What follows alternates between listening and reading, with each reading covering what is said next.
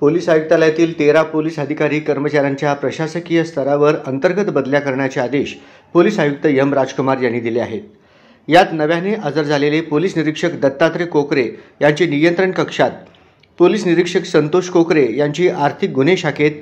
सहाय्यक पोलीस निरीक्षक श्री गणेश कवितके यांची आर्थिक गुन्हे शाखेत,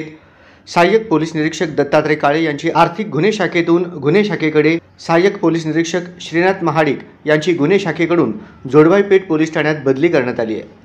सहाय्यक पोलीस निरीक्षक दादासाहेब मोरे यांची गुन्हे शाखेकडून MIDC पोलीस ठाण्यात, सहाय्यक पोलीस निरीक्षक तुकाराम घाडगे यांची आर्थिक गुन्हे शाखेतून गुन्हे शाखेत बदली करण्यात आली आहे। सहाय्यक पोलीस निरीक्षक रोहन खंडागळे यांची दंगा नियंत्रण पथकाकडून फौजदार चावडी पोलीस ठाण्यात, सहाय्यक पोलीस निरीक्षक जीवन निरगुडे यांची गुन्हे शाखेतून आर्थिक गुन्हे शाखेत, पोलीस उपनिरीक्षक गोविंद पवार यांची नियंत्रण कक्षातून कोर्ट पैरवी,